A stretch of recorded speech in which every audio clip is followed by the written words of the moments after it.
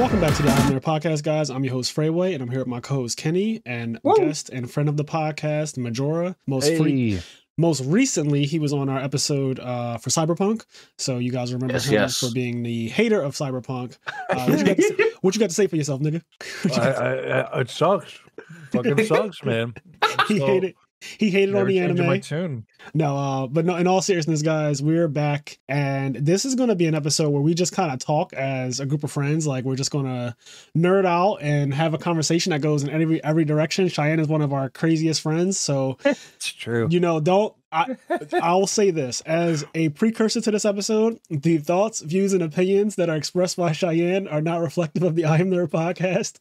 They're not reflective of half the podcast. Right. I may or may not. Two-thirds of the podcast, considering I'm 1/3. Yeah, so 66% of the podcast is not. It's not reflective of that. Listen, all I'm saying is, my name is Bennett, and I ain't in it. But wait, that's from Pulp Fiction, right? Or is that a real thing? Is that? I don't know. I hear black. I've only ever heard it in Pulp Fiction. I'm pretty sure it's just from Pulp. I don't know. It might be from Pulp Fiction. Like, honestly, I don't know. Pulp Fiction. Yeah, Quentin Tarantino's my favorite. He's my favorite director, basically. So really, same here. Well, him and Martin Scorsese, I think, are the two goats. Yeah. Martin Scorsese, just all the gangster stuff is ridiculous. All the Italian mob, and like he gave us Departed, he gave us Casino, he gave us. I love Casino, man. One of my all-time favorites.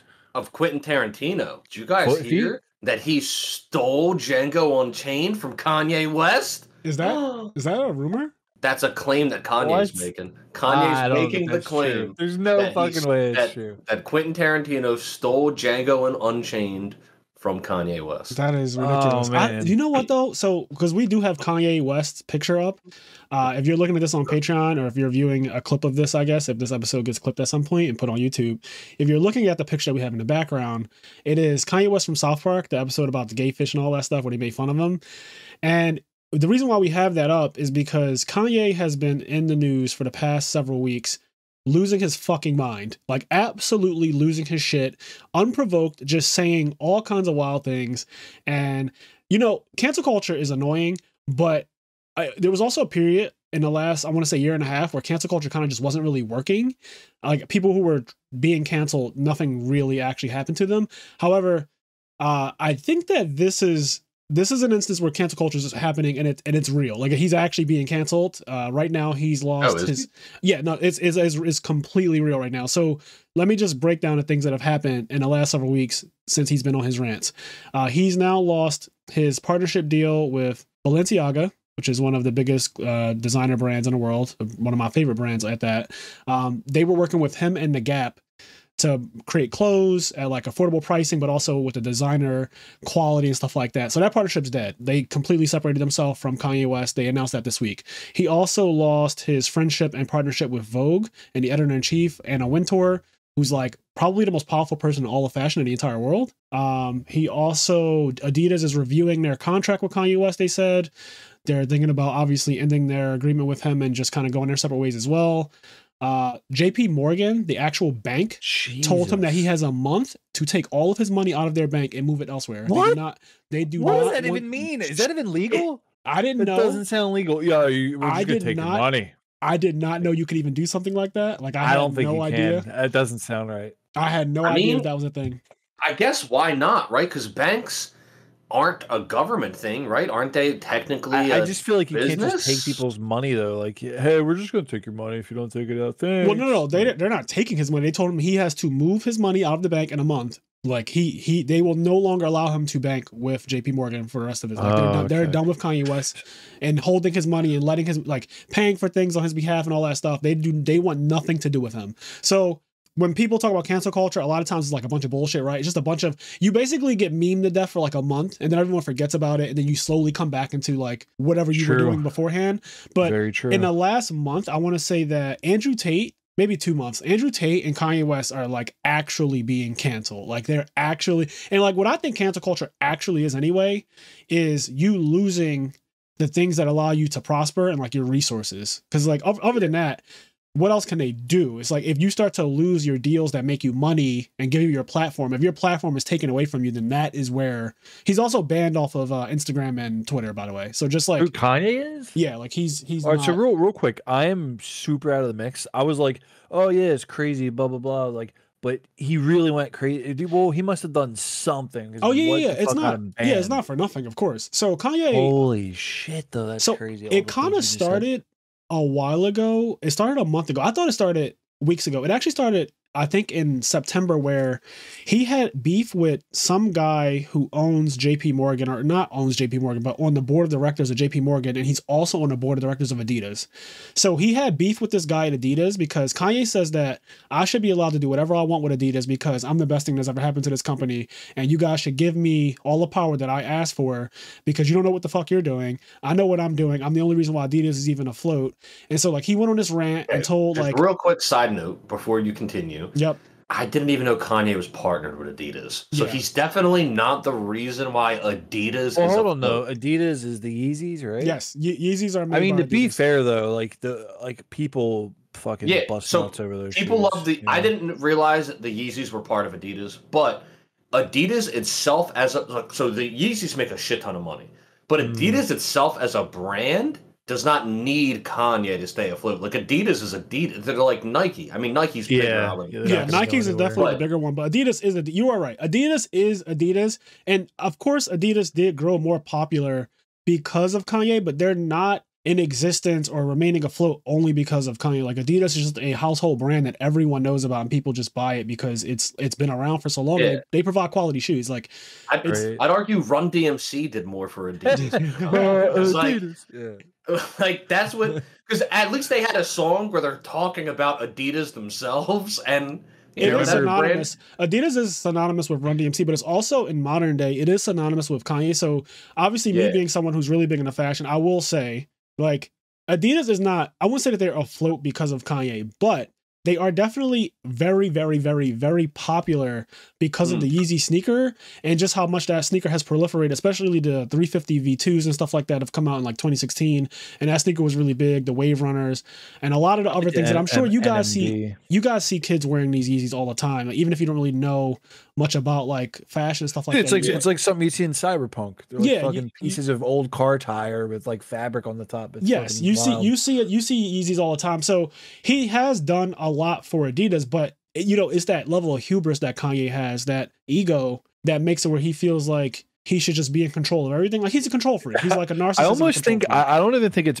I think it's beyond that point. I think it used to be back in like, I don't know, maybe like 10 years ago. I think it was like ego and all of that shit. But I think now it's getting to the point where he's almost deifying himself in like a really scary way. He does think that he's a god. In fact, in his music, like a lot of times it'll say, like, for example, on the what's the album that is called Yeezus? On the Yeezus album, 2013 album that a lot of people didn't take to, and I think it actually aged pretty well, but back then when that album first came out, people did not like it. Anyways, when that album came out, there's a song called I Am a God, and it says featuring God. Like that is like there's a song. Fucking Christ, man. Yes. So he has for a long time. It's almost been 10 years because that came out in 2013. So it's almost been 10 years. Jesus. And Kanye has been making himself akin to a deity or a god for that long, if not longer. And he definitely does feel like that because now what he's doing is he's like, I'm the richest black man in the entire world and that has ever existed. He started a group chat with Jay-Z, like Beyonce, Kim Kardashian, Drake, Travis Scott, Virgil Abloh, Travis Scott. He put a group chat together with all these people that I just named, and he said, "I'm richer than all of you put together." And wait, did somebody leak this message or something? He leaked it. Apparently Michael Jordan just died. Apparently Michael Jordan doesn't exist now. Like Kanye's been posting all of his private conversations through text on the internet the last several weeks. Like he's been... Dude, you know, Jay-Z and Beyonce, they're just like, oh, fucking here he goes they've already again. distanced themselves from him because of how crazy he's been these last several years. Like for them, in 2016, when his wife got robbed at gunpoint and had her jewelry stolen in France. I don't know if you guys remember that, but Kim Kardashian was like gagged. I remember that. She was gagged and bound in her hotel room in France. Damn. By a group of men, a group of 5 men. Obviously, it was traumatic as fuck for her, and I don't wish that on anyone, no matter how rich or like whatever people think about the Kardashians. Yeah, I'll say on that note, I remember when that happened, people were saying like, good, she deserved it and shit like that. Yeah, that's crazy. Shit. Yeah, listen, I'm not a Kim Kardashian fan. I have my problem, but like to wish for a person, she's just a normal person. She's just not human. She's not Hitler. She's not the leader of North Korea. She's just a normal person living in America that's not committing crimes. And like, even if you're a criminal, you don't deserve. Like, you should. You know what I mean? Like, yeah. Like, she is just a capitalist. She's just an American. Yeah, she's just capitalist. a normal person. That being said, those guys probably had quite the fucking payday. You know what I mean? Like, they probably had like $1 million in jewelry. I believe they're all captured now. But when this happened, they got them. Okay. When this happened, it was a really big story in 2016, and Kanye was on tour at the time. Funny thing is, I was actually going to go to the show. The next stop, when she got robbed, the very next stop was the Philly show.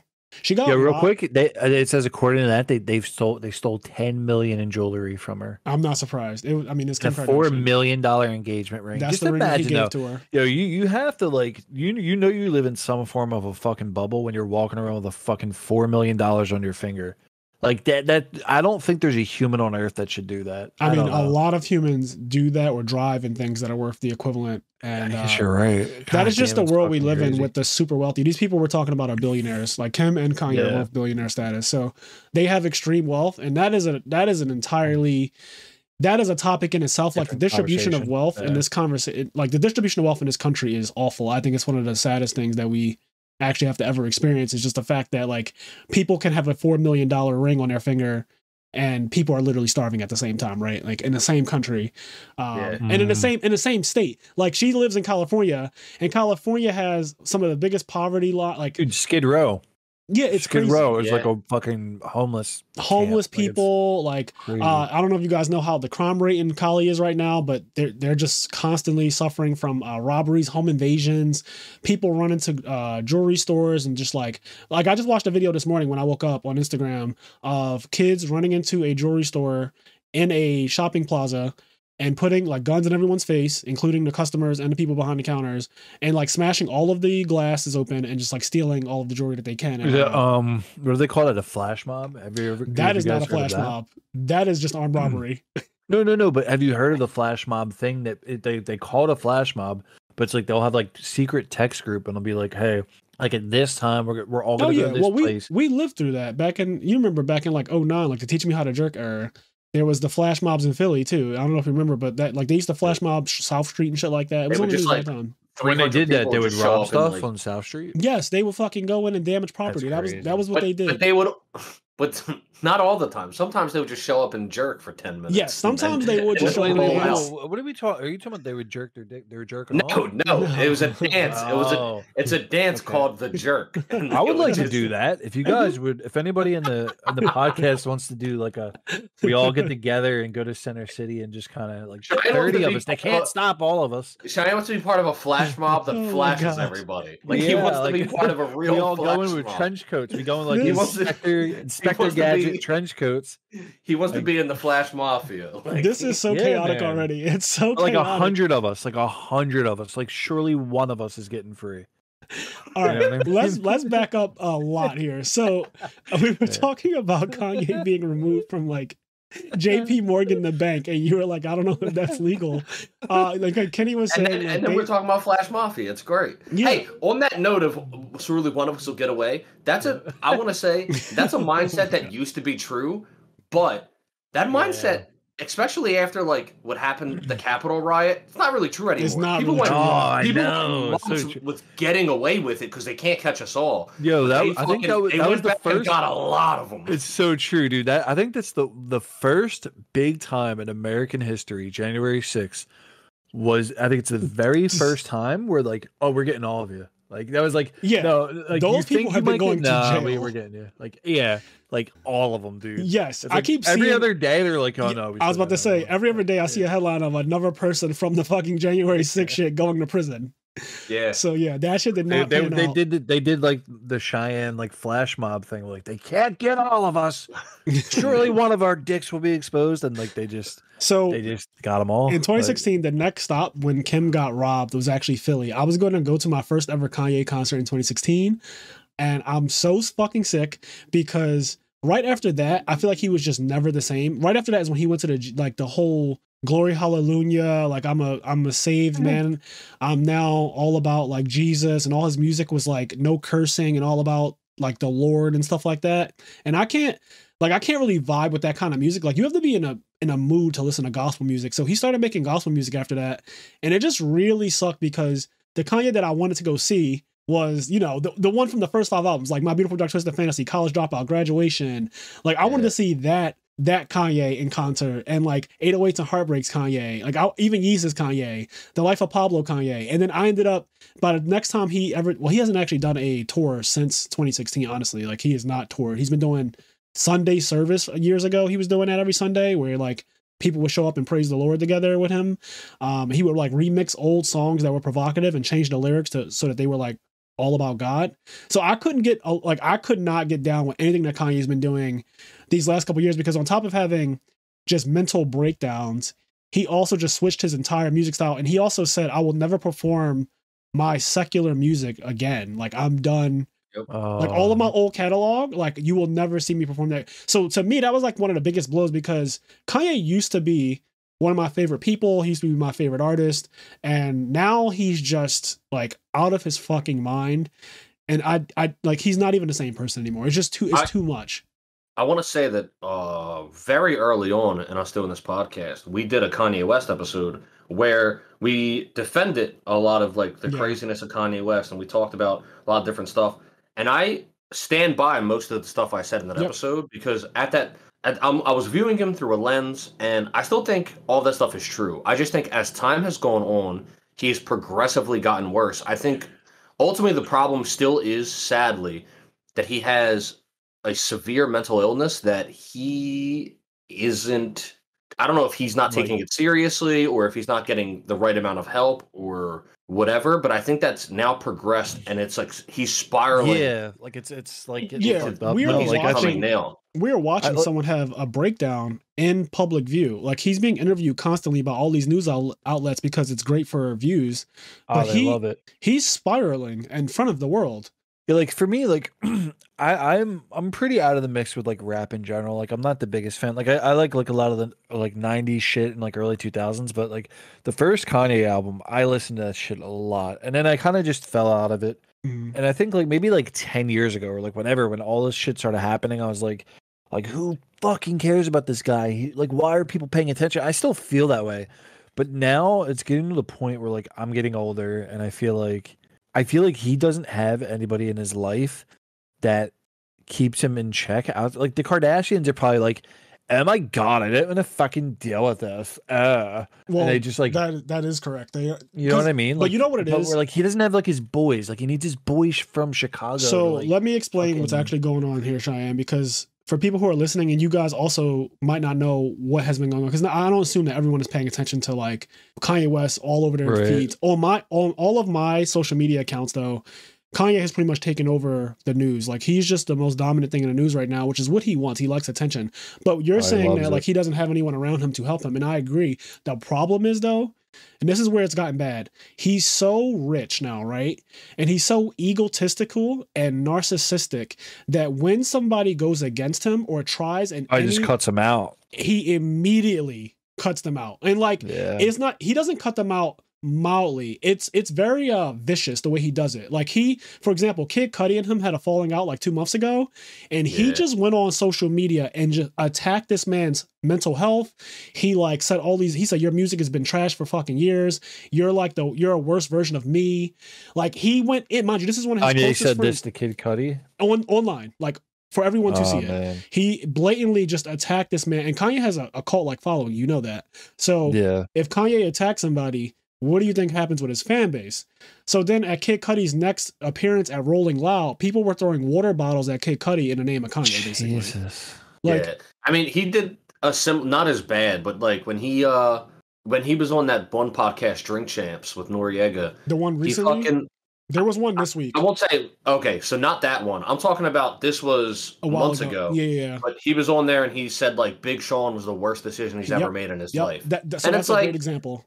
And it's like, I'm not the biggest fan of Big Sean. Me either. He has some good songs, but I'm not a Big Sean fan. Yeah, if he drops an album tomorrow, I'm not listening to it. But that's my personal taste. I don't. But like say he's the worst mistake you've ever made in your life is crazy, because he's very obviously a successful artist. Number one, successful. And number two, I've listened to interviews of him, and obviously people put their but he seems like a good guy. Like he doesn't seem like a bad guy. Is unproblematic as fuck. Like as unproblematic as you can get.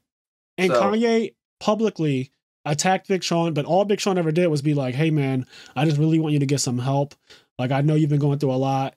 But Kanye you will say that to him and he'll be like, how many Bentleys do you have? And it's like for example, Piers Morgan just interviewed him this week. Very volatile guy from the UK or whatever. He interviewed Kanye, and in the middle of the interview, Kanye just starts over talking Piers Morgan.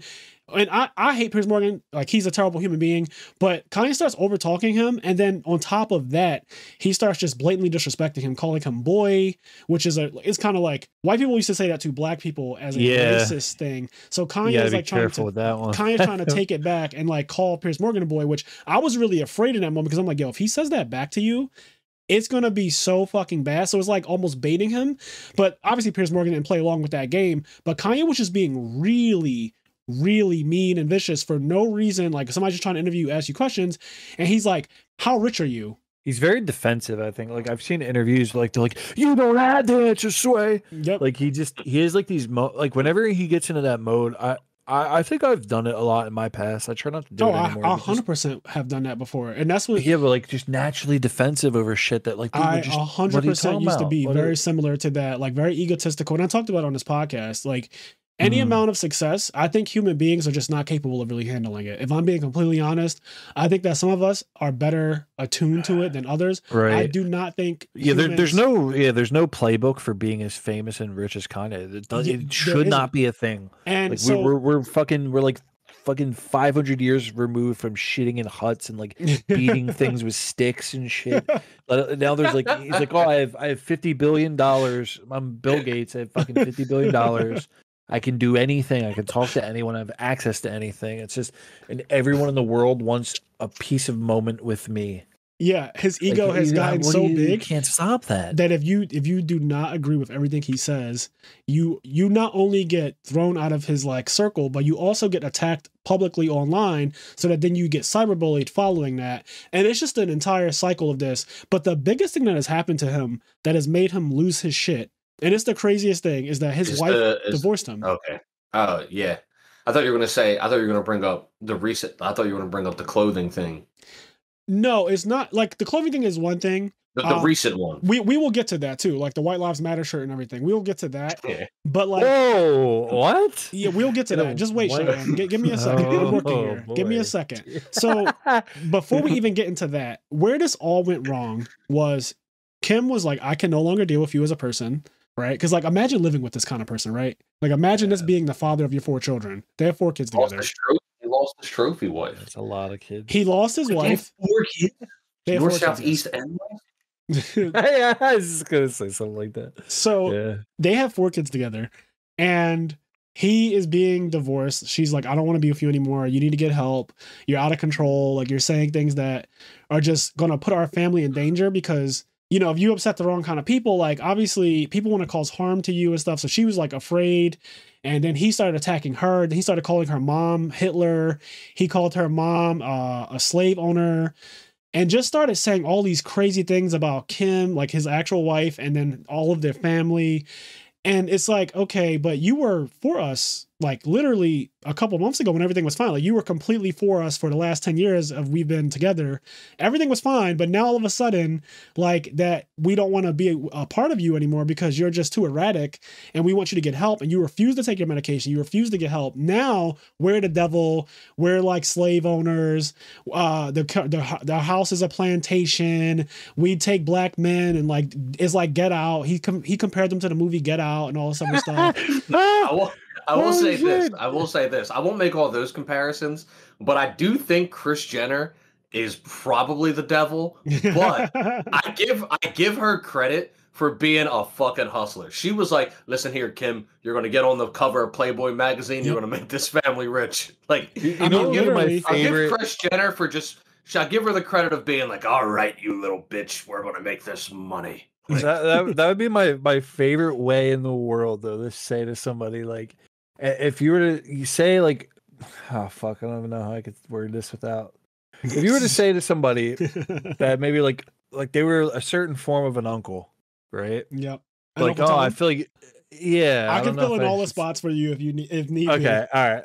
And then, but like, oh, like, I would love to just be like, man, I think you'd work really well in the movie Get Out. Like, I think you'd be really, you would fit in that movie perfectly. Like, that's just, oh man. So Kanye weaponized. Do you think? All right, here's my question to you, Fraser. Do you think in a certain parallel universe, Kanye could be a star and Get Out?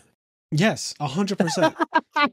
Not even a parallel universe. In this universe, he could have just been in Get Out. Like, Get Out too. He'll be in 100%. Get all the way out. From our perspective, Kanye was himself, and then he gets with Kardashians, and then he absolutely loses his fucking mind, right? Like, so theoretically, it could be argued like maybe they did have something to do with it. But I know. Just to say though, I would go absolutely insane living with those women. Like, it's like all that crazy like Instagram fake life sort of like. But you would go insane. But energy. Kanye is that person, right? Like, that is who he is too. So it works well for him. But he probably saw the nice big ass and was like, "Oh, this is good." And no. You have Kanye mistaken. That, like, the person that Kim Kardashian and her family is exactly who Kanye has always wanted to be. Kanye, he sought that out. Like, he viewed Kim Kardashian as a trophy. Yes. Like, he sought that out. He wanted that to wear that on his arm. He and calls say, like, her modern day Marilyn Monroe. Like, that is what he considers her the modern day. She basically is, though. She is. You know? She literally is.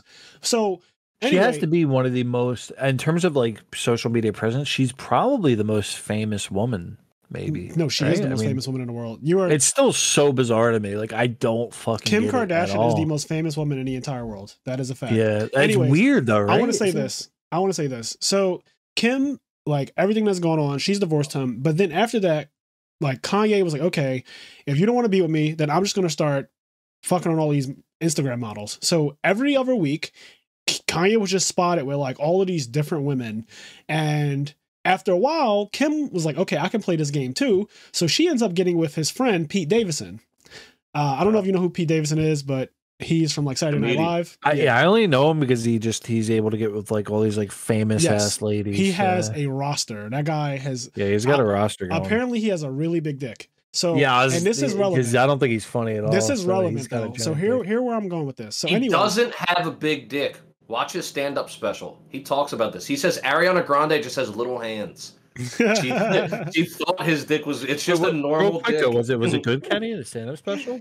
Yeah, no, I enjoyed it, but he has a joke where he says like he just says like Ariana Grande has. He was like, she has little hands, like everything's big to her. I mean, she is a very small person, but anyway, so she gets with Pete Davidson, and this is where things go bad because he can't deal with the fact that now she's with another man. Like, he was with like 8 different women, right, in the course of 2 months, and she gets with one guy and has been with this one guy for a while, and they're talking about their sex life, like, openly, like. Pete and Kim are just openly talking about how they be fucking. So that drives Kanye crazier. And then Kanye calls Charlamagne the God from the Breakfast Club. He calls the radio, but he calls Charlamagne in private. And he's like, yo, I need you to attack Pete Davidson on your show because he's stealing the modern day Marilyn Monroe from the black culture. Like, she belongs to us and all this other shit. And then Charlamagne was like, well, Kanye, I can't do that. Pete is my friend, for one. And two, I don't think that's the way that media should be used. Like, we shouldn't use the media to attack people just because of like our own selfish reasons.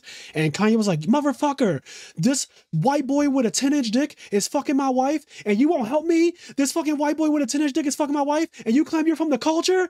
Like, what the fuck? And he starts raging. Wait, where's his 10-inch dick coming in from? Is that you or is that Kanye? That's like, Kanye saying that to Charlamagne. Like, this is a clip that you can find like on. This is a clip of Charlemagne recalling the conversation. It was last November, he said, November 2021. Kanye called him and was talking about how you need to stop this white boy with a 10-inch dick from fucking my wife. And so Charlemagne was like, I started laughing because I couldn't take it seriously. He was like, but he's literally angry and yelling at me on the phone, telling me that I'm not of the culture because I'm not helping him get his wife back. And that this white boy with a 10-inch dick is like stealing her from him. So he's been losing his shit for a long time. It's been basically a year now because we're almost in November again. And Kanye has just been absolutely off his rocker about Kim Kardashian. But then it started to leak out into other things. So he attacked Diddy and Meek Mill. Like last week on the newest Drink Champs episode, he was like, you guys are pussies. You guys want to shoot me or kill me, but you can't. You guys can't do anything. You're fucking bitches. Like he just calling out their name a bunch, like a ton, just being disrespectful. He was like, Diddy, the Jews own you. Like you can't do anything that if they don't want you to do. He's had a lot to say about the quote unquote Jews recently. Yes. Like he's just been letting it fly. He's blatantly just been like anti-Semitic. He's talking about like how he said Jews own everything, they control everything, and it's bad. He said something about like Hitler was a good person. Like he's just going off the rails. Oh, really? Like Kanye brought up Hitler? Like Hitler was misunderstood. He's off the fucking rails. He also said that George Floyd wasn't actually killed by the cops. Oh yeah, I read that. He said that too. He said that didn't actually kill him. He said that George Floyd was a drug addict and he died from a drug overdose. And he said that like we were all. But the drugs. No, this is. I actually think that's true. No, so here's the thing. When the guy was kneeling on George Floyd's neck, he had some drugs in his throat that were stuck, and he crushed them up, and it helped him. The drugs. Okay, so that is not correct. And there are I'm joking. I was about to say, like, no, that is just, oh my god, yeah. No, Kanye's a nut. He's a fucking lunatic. Kanye is fucking out of his mind. Like, and that is a crazy person. What you but just that's probably like Cheyenne, something Kanye would say. That is exactly what he believes from a documentary. Obviously, that came out. Wait, hold on. What do you mean? Like, so what I just pulled out of my ass? People have been saying stuff like that. My argument against that, stuck in his throat. Just stuff like that. Yes. Yeah. My argument against that, because that rhetoric started pretty quickly after the George Floyd. Oh, of course, because that's the job. My argument against that was like, okay, I'll give it to you. Let's say his cause of death was a drug overdose. Right. That overdose was caused by a guy kneeling on his neck for 7 minutes. Exactly. So let me speak real quick on this because this is really important, and I want to be responsible with this topic because this is very sensitive, right? So I'm going to say something. Derek Chauvin killed George Floyd. That is undisputed fact. And also the proof of that comes from the medical examiners and the multiple medical examiners and the autopsy reports that reveal that the reason and the main cause of George Floyd's death actually came from him being kneeled on for 8 minutes and 46 seconds. That is just a fact done by actual medical examiners and people who have gone to school for 20 years or more and will continue to study on this topic. People who are licensed to do so in court testified against Derek Chauvin in this case to say the reason why this man died is because of Derek Chauvin and not for anything else. Like nothing else is the cause of his death. It is literally 8 minutes and 46 seconds of him kneeling on him. So like all of this rhetoric about, drugs or, like these other outside forces are just blatantly people trying to redirect and throw bullshit on the entire case. This cop, I promise you, in this country, there's no world where a white male cop would be sentenced to prison for the rest of his life if he was innocent. Like, if they could prove... Yeah, he got found guilty.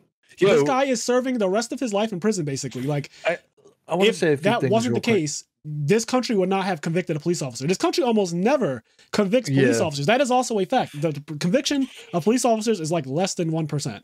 So, here, there's a couple things about it, right? So, like, and it gets scary, and like, it's the reason why I think cameras are great. Like, I'm all about like the Big Brother type shit in a way. Like, yeah, of course, like I do think we need cameras outside, but like, if that was not recorded, if we didn't, that guy would just be fine. Like he would just, and like that's the one thing, like I feel like everybody in the world was on the same side for once. Usually it's like, well, what if this happened? What if that happens? Like, no, we have the recording, it's right there. And like, and I still, I'm not gonna say any names, but like I have buddies that they're like, well, he had like a counterfeit 20. It's like he sat on his fucking neck for 5 Killer minutes. Fit 20. It's like, what does it have to do with any like?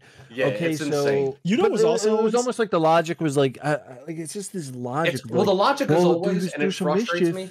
People say like, "Oh, but he was a criminal," and my whole point is, listen, criminals, whatever. I need people to understand that like, just because you're a criminal doesn't mean that a random guy can execute. Yo, Light like, Yagami would not have killed him that way, and he kills criminals. Like he would not have done that move with the neck. He would have just 8 done a minutes heart and 46 attack seconds. if he was even that. Anyone who thinks that is not the reason why he died. And but it's hard to watch that video. Let me gain 100 pounds because I need to be a lot heavier than I am right now to do so. But let me be Derek Chauvin's weight and let me kneel on your neck for 8 minutes and 46 seconds, and we'll just see how you look after I'm done. Like, I mean, I've said this before. I don't remember if I said it on the podcast, but I probably did. My dad has been a cop for 30 years, and I'll never forget around this time, there were people that we knew that were arguing with my dad, saying that, like, you know, blah, blah, blah, you know, trying to argue. And my dad, like, very clearly, like, super direct was like, listen, what that guy did was wrong. It was murder, etc. Like, my dad was full on. This is like the day after it happened. Yeah. And I remember him saying specifically, if I was the sergeant on duty at that crime scene, that guy would have been arrested, blah, blah, blah. That man wouldn't have, like, basically he was saying, like, that guy would not have died. We would have arrested him, did everything. Because, like, yes, he committed a crime. Our job is to arrest him. Right. All that other bullshit. He was like, if I was the sergeant on duty, that man would be alive today. Plaintiff, he was like, I've been on a million crime scenes. Never once has a person died in my custody, et cetera, et cetera, et cetera. I can't remember word for word. But like the point is, your dad, who is a police officer, has been a police officer for over 30 years, is like, yeah, that is literally not okay. Like coming from the inside, which police typically, obviously not all of them, but typically police do not speak out against other police. They call it the blue wall. It's like a whole thing. But usually police don't do that. But in the case of, you know, someone actually being a decent, good cop, right?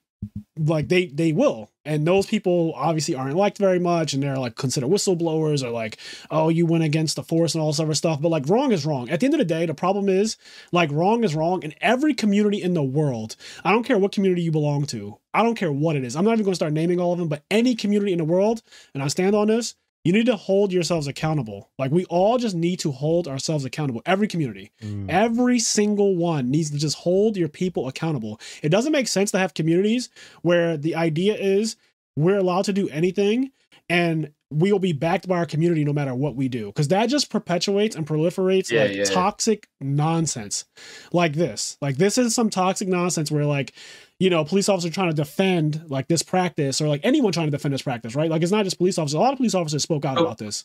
So Kanye came out recently bringing this back up, saying that like... So Kanye went and said that George Floyd... It's so crazy how things that you think are like in the past now, like just people like, oh, well, by the way... He went on, I forget the other hard right-wing guy.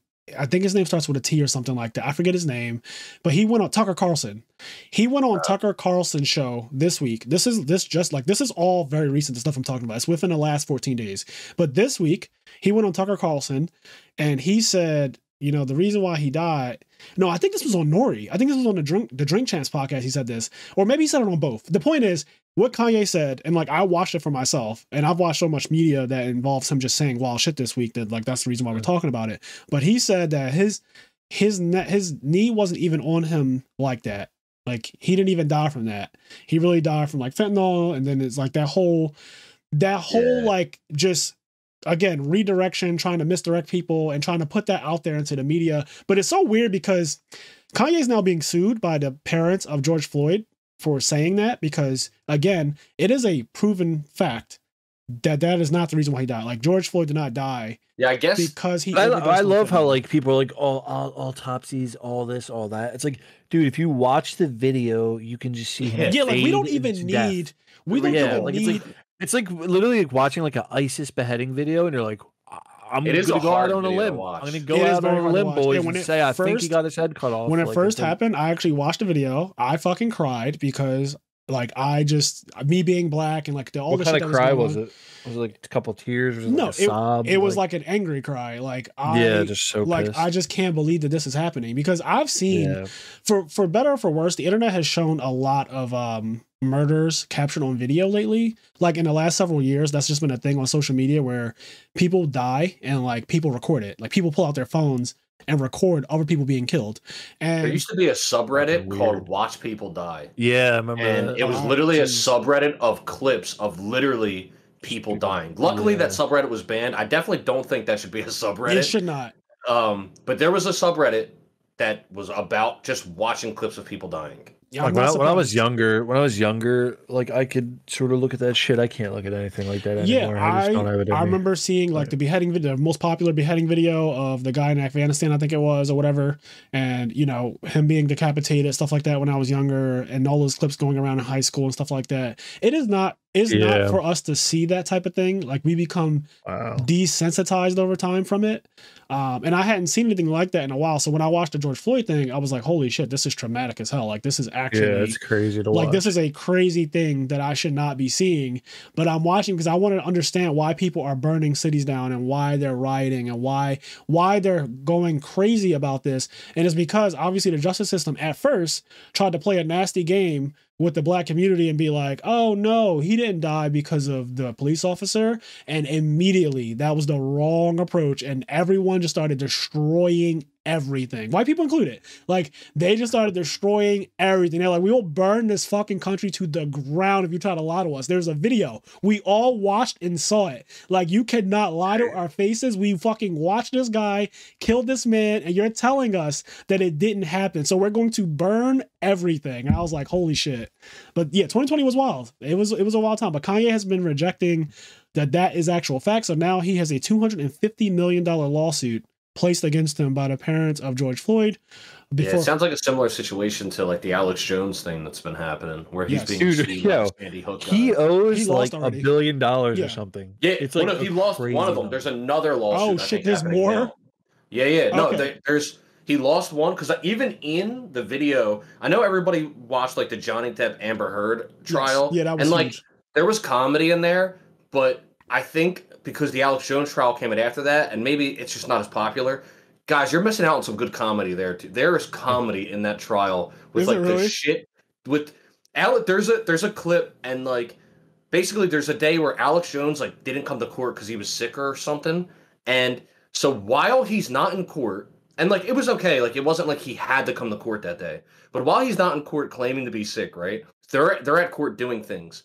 At the same time, because this gets brought up later in court, he's on air on his show talking about how like the judge is a gremlin and like just like snap it. And so they end up bringing it up as evidence in court like the next day. They were like, oh, you were like really sick and like you said you didn't have a voice and you couldn't come to court. And he was like, yes, that's true. And then like, Your Honor, I do think the judge is a gremlin, Your Honor. And they bring up like a video of him on his show like, and this is the judge, and she's tipping the scales of justice. She's burning Lady Liberty. God. And he's like just losing his shit. My man it's a hilarious trial. But basically, the thing with that trial is his lawyer, and honestly, this lawyer needs to lose his fucking job. His lawyer accidentally, in quotes, sent a digital copy of Alex Jones's entire phone to the other lawyers by accident, in quotes. And then I heard about that. And then that lawyer, basically in the trial, the judge brings up that like that lawyer is going to send that up the chain or whatever. Anyway, that's now free to be used against him in any further court proceedings. And he's being sued again by another part of the families from the Sandy Hook thing and going forward for, I think the January 6th committee is also using that phone against them for something that happened during then for Trump or whatever. I don't know. All kinds of shit. Yeah. So it didn't stop with George Floyd for Kanye. Like you would think that they would just end there. But then he proceeds to release like a White Lives Matter t-shirt at his fashion show 3 weeks ago. I want to say it is now. Which obviously that caught a lot of outrage because White Lives Matter and Blue Lives Matter were literally created as an antithesis to Black Lives Matter. They were literally created just to like hate on Black Lives Matter and as a parody of Black Lives Matter. And so seeing things like Blue Lives Matter and White Lives Matter when everyone knows that like first of all, everyone knows that all lives matter, but the reason why Black Lives Matter even was created was to just say, like, we want to not be killed. Like, police officers should not play judge, jury, and executioner for I think the best way it was ever described is it just means Black Lives Matter too. Yes. Like, and that's what it's supposed to mean. Yes. And so to make it easy, but it's also like just explaining because some people just don't understand things for some reason. Like some people just can't understand like why you would need to ever say Black Lives Matter. Also, it's like the movement and the company are two different entities, and that's something else people need to realize. Yes. It's like because people have grouped. There's like a Black Lives Matter entity that has done things that have been questionable and blah blah blah. But that entity was like created out of the movement. The movement itself is its own thing, and just because people took that branding and tried to make their own business out of it, doesn't mean that they are the movement. It's the same thing like with like hurricane relief, whatever the name of the disaster relief, the biggest disaster relief charitable foundation is. I forget what it's called. I think it starts with an F, but like FEMA. So you know how when things happen in this country, when things happen like Hurricane Ian, for example, it'll destroy whatever state, it'll just destroy it, right? And they come out and they donate all this money, but then obviously every couple of years you hear about all of this shit where people stole money, they stole charitable contributions and stuff like that. That doesn't mean that literally this charitable foundation is like all the way corrupt and they never do anything for anyone that's good. It's just like, yeah, obviously there are some bad apples within it and it really sucks. But in the case of Black Lives Matter, like Kenny said, there is the entity that like people have donated money to and they really should not have been without properly researching like where it was going to. But people were emotional. So it's like they did what any terrible capitalist person would do and like any scammer would do. And it created an organization to like obviously take in money, but then didn't actually do anything to help the Black community with that money. But then Black Lives Matter, the actual movement is more so just like made and designed so that people stop thinking that it's okay to kill Black people when they commit a crime because other races don't have that issue. Like when these white people run into a church full of Black people and kill every single one of them, like Dylan Roof did a couple years ago, like when that happens, that guy's apprehended without being murdered. And this has happened many times throughout like life, whereas a Black person will be found without a weapon and be shot dead without a weapon on them. Like Dylan Roof has several weapons, and then here you are with like a Black guy who doesn't have a single weapon and he's literally gunned down. So it's like how the fuck is that okay, right? And that's what kind of Black Lives Matter stems from, shit like that. Like that is an example of why it even exists, because like why the fuck are you allowed to get away with that? And then obviously in those cases, those police officers are not charged. Like Derek Chauvin is the first one. The fact that he is like the first one who's actually had to be arrested and sentenced to prison is ridiculous in itself. It's 2022 for God's sakes. So I'm Cheyenne, you didn't know about the White Lives Matter shirt, right? No, I didn't know about that. So I'm sure you didn't see this meme, but I wonder if Fraser did. There was a meme going around that fucking made me cry. It was George W. Bush standing next to Michael Myers, and the caption said Kanye West doesn't care about Black people. If you recall, Kanye West, like 15 years ago, went on national television and was like, George Bush does not care about Black people. He was standing right next to Mike Myers. Yes. And now he's saying that. Fucking great. Now he's saying that, like, white lives matter and like Black people. It's just he's been spouting this crazy rhetoric, and he feels like he's above. But what he's really doing, I just want to say this because I don't believe shit that Kanye says. Kanye West is an attention whore at the highest form. Like, I do think that's kind of true. I think he believes less of what he's saying, and he's just like. He's a contrarian, first of all. I think that is like the most simplest way to describe him as a person. Like if I had to choose one way to describe Kanye and it wasn't something like narcissist or like egotistical, because those ones are easy, it would just be he's a contrarian. So whenever the world is on one thing, Kanye loves to go the exact opposite direction. So like when it was popular to hate Donald Trump, Kanye West was like, I'm going to wear a MAGA hat. Because like Donald Trump is the most hated person in the country or whatever, right? Like he is the number one most hated person. Obviously he has a core fan base. He has a cult like following like Kanye as well. But like he's also extremely hated by people who do not support him. Like if you don't support Trump, then people typically just like despised him, right? And there was no middle ground. So because of that, Kanye's like, oh, I want to be on the side that like loves Trump because everyone hates him. And like that's just kind of his thing in general. Like he does that with pretty much everything. And that's, in a lot of ways, that's worse, because, like, what we're saying, and what we're claiming, right, there's no proof to it, but what we're claiming is that some of the stuff he's saying right now, he doesn't believe, he's just saying it to say it, and, like, It makes it worse because that kind of makes it malicious and you know what I mean? Yeah, like that, no, you're right. Because if he just truly dangerous. believed it, it'd be like, oh, all right, well, I mean, he just believes it, and that doesn't make it right, but right. But he doesn't actually believe it. He's actually just spouting. He's just spouting other talking points that he's heard online, like other conspiracy theories and things like that. Like that's literally, it doesn't make him, because he keeps saying I'm a free thinker, and people in the comments will be like, "Oh, Kanye's a free thinker. Y'all just all sheep." But it's like Kanye's not a free thinker. Kanye's just literally repeating things that he's heard from right-wing people like Candace Owens. I said this a while ago. I've noticed everyone that says they're a free thinker seems to have the same opinion. I just thought that was interesting. It's like, I am repeating right now something that Charlamagne the God said when Nori called up and apologized for doing the interview with Kanye because it got a lot of backlash, and that's where the lawsuit came from for the 250 million thing, because that's where he said that George Floyd stuff. Noriega called up the Breakfast Club and was like, "Hey, I want to apologize for doing an interview with Kanye West. I didn't realize I was inebriated." Like, you know, he just caught please. Like, he completely shit on Kanye West and was like, threw him under the bus. I had nothing to do with this. I just want to say I do not, those views about Jewish people and about George Floyd, I do not agree with them. Meanwhile, during the actual interview, he's like drinking it up, laughing, having a great grand old time. That's one of the things about Nori, though, that like I do like, is that at the end of the day, like he has a really cool podcast interview platform where he's just drunk as shit and he's having fun. Yeah. And like through that, some wild shit's going to get said. Yep. But like he makes people feel really comfortable and they just kind of have fun. And obviously shit like this could happen. But so he went on Breakfast Club. He apologized. He was like, "Hey, I'm really sorry about everything that Kanye said." And Charlamagne was like, "Listen, at the end of the day, no one should be putting a microphone in Kanye's face right now because he is suffering from like mental health issues. We all know he has these mental health issues and he's not taking medication. Like no one is able to help him. He won't seek help. Like there's no reason that we should be interviewing this guy. There's no reason that you should be putting a microphone in front of his face or a camera. And I told you not to do it." Like he said, "I told you a week ago, Nori, do not do this interview. It's just not worth it." And you did it anyway. And now look at what's happening. And it's just been spiraling out of control. But then, so, okay, you already got like the George Floyd stuff.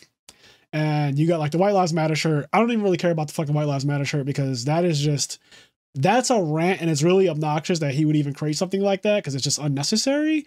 But like, okay, you wanted to rile up people, you accomplished that. Then he goes to the Jews for some reason, like Jewish people in general. He started snapping. He was like, after the JP Morgan thing, he was like, "I'm tired of Jewish people. Basically, like they control everything. There's all these actors who are under the thumb of the Jewish community. You can't go against the Jews at all." Like this is all stuff that I'm just like verbatim or like paraphrasing Kanye said. But then he said in the morning, he wrote on Twitter, his last tweet before they fucking deactivated his account. His last tweet was like, "When I wake up, because I'm really tired right now, when I wake up in the morning, I'm going to go DEFCON 3 on the Jews." Like that was his last tweet before they removed him. DEFCON 3. Yeah, so he just he spotted like a bunch of anti-Semitic stuff, and if for people who are like wondering like what does that mean, like anti-Jewish rhetoric, essentially it's the same stuff that Hitler was saying about how he thinks that Jewish people are like sneaky and that they like want to control everything and that they control all the money in the world, and if you let them prosper, they'll steal from you and take everything. Like that. Let me ask you a question. Is like what Hitler was on. Do you wish that he didn't get banned? See, I kind of wish that they let him go DEFCON 3. I want to see. They should have let us see what he was going to say, and then obviously ban him. Bro, but I was right. Well, it starts, you know, like back. I think it starts with like, you know, in like World War II, there was like the Jews would wear like the Star of David on their shoulder. I think it would be like Jew tracking Yeezys, where like there'd be like a tracking device with like they would look like a star on the shoe, and it just kind of tracks their location. Yeah, like that. Kanye is literally fucking terrible. Like he's now being racist. Like I don't know what happened. Like I don't know where it went wrong. It's blatant racism. But like he just started attacking a marginalized group of people, and it's always bad to generalize like an entire group of people as that's just always a bad thing. Like if you just say Jewish people as a whole and calling them the Jews, right? Like just referring to them like the Jews control everything. The Jews do this. The Jews, like once you start doing stuff like that, it's just a slippery slope, man. Like it's the same, like you can't say you just can't say the Jews, just like you can't say the blacks. Like you can't say that. Exactly. Like you just can't say, like it's not something that you can say. Because here's the thing. Now, granted, I don't know if current Kanye West would feel this way, but let's say 10, 15 years ago, if you were to say like the blacks and then like say just some wild shit, he would be outspoken against that. You know what I mean? Because like that's racist. Yeah. Most people would be like, this guy has to fucking go. He just went. I wanted to know what he was going to say too, but he already said enough. Like he was just spouting like Hitler shit. Like literally just saying the same reason why like they are allowed to control everything, and if you let them prosper, and they're at the top of everything, like you. It was bad. It was the same type of shit that caused violence against them 100 years ago, and it's dangerous. That is a dangerous thing to even start to bring that back up, like Nazism essentially. But yeah, he lost it, so I can't deal with him anymore. Like I've just completely decided that I don't want anything to do with this guy. Like I'm good on him. It just sucks because like he was so involved in my life as like between clothing and like his music and stuff like that. But I just cannot bring myself to support him in any way anymore. So let me ask you, maybe it's a tough question, maybe it's not, but we kind of talked about this when R. Kelly finally got arrested for being a child molester for 100 years. Yeah. Now you and me, we don't listen to we don't care about R. Kelly. Yeah, we don't. And so when it was like, it's not hard for us to just not support R. Kelly because we never supported R. Kelly. That's correct. But as somebody who was a gigantic Kanye West fan, can you listen to his old albums, or do you think you're just like, I can't listen to his old album? I thought about this too, because with R. Kelly, like you said, it was easy for me not to listen to R. Kelly. Like R. Kelly is a pedophile, child molester, a rapist. Like he's a very terrible person, one of the worst types of people that can exist. Because he also, I will say, as crazy as Kanye West is being right now, not as bad as R. Kelly. Yeah, right? R. Kelly is still a different level to me. Like, if you do stuff to children, I think that is at the top of the list of worst human beings. I don't think there's anything like worse than people who do things to children. But anyway, it's easy for me to be like, I don't fuck with R. Kelly. I don't listen to his music. I'll boycott his music. I will never support him again, because I never really did anyway. R. Kelly's kind of older than us. Like he's a whole generation older. Yeah. He's our parents' generation. So it's a little easy. Like granted, some of his music did trickle down into me and you generation too. But like for the most part, R. Kelly, we didn't really like grow up. Like he wasn't in my ear like that when I was growing up. Like I like Ignition, a remix to Ignition, shit like that too, because of the Chappelle Show though. Not because like I went out and bought fucking. It's so new. I didn't go out and buy Candy Factory myself. Like I could have bought that CD, but I didn't buy. Candy Factory. He's the Willy Wonka of child molestation. Whatever his fucking CD was called, like Kelly's 12 play and shit like that. Like I didn't buy those CDs myself. Like I heard my parents. Did you guys ever get that one mixtape called Kelly's Piss Factory? Dude, I had like that secret. It's a more secret one. Yeah. Dude, I remember in fourth grade graduation, we had to sing "I Believe I Can Fly." Now, like looking back on it, like he was just like fucking kids. Like we were just singing his song. And absolutely awful. So okay, to answer Kenny's question though, as far as Kanye goes, and I thought about this, I was like, honestly, so I have a lot of like Yeezys and all kinds of different clothes that Kanye has designed.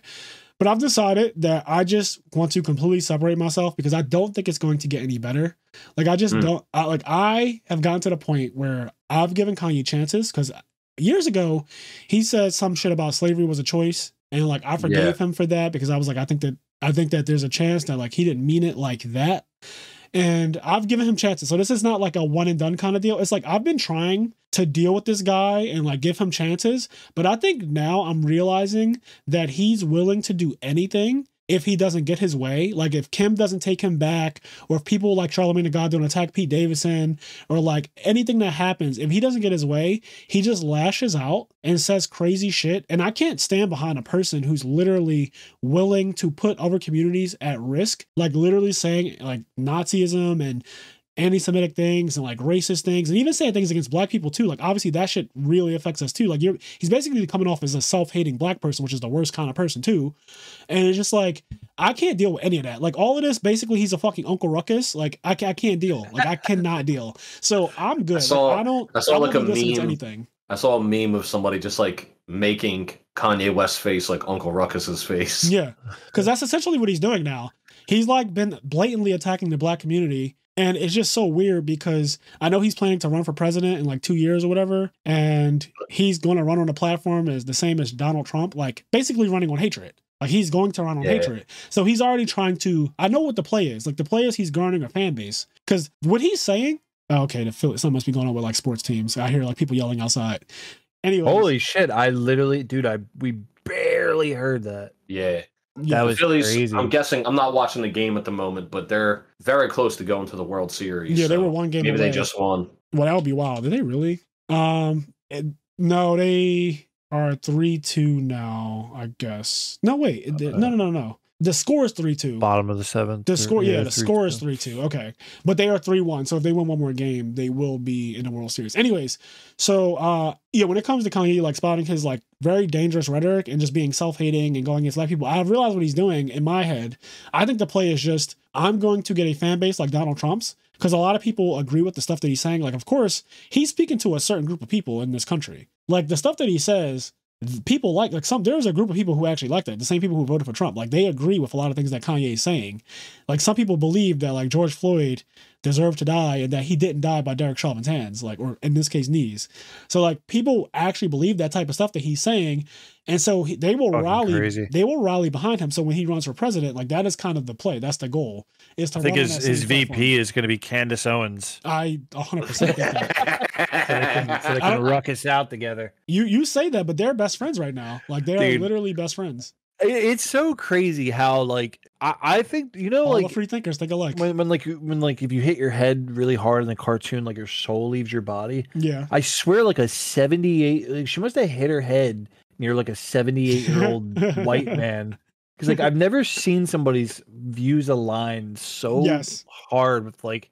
Oh God damn it! Like anti-black views from a black person. Like, but anti-black is putting it so mildly. It is. Well, I'm trying to put like it's like blatantly racist. Like, Jesus fucking like Christ! She is a racist, a reincarnated slave owner. Like at the end of the day, it's wild.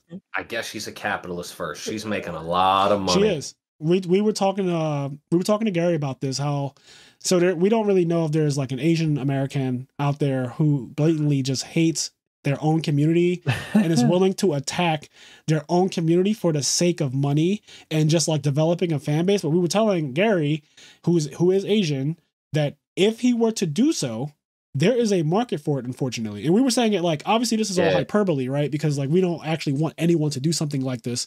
But the reality is that me and Kenny were saying is that, well, I think this was Luke actually. I was talking, it was Luke, me, Gary, and someone else. We were talking about how literally you could run on a premise, or like you could start a fan base on a premise of you just being a self-hating Asian American, the way Candace Owens is a self-hating Black American, and that is her entire platform. Like her platform literally is to go against any plight that Black people have.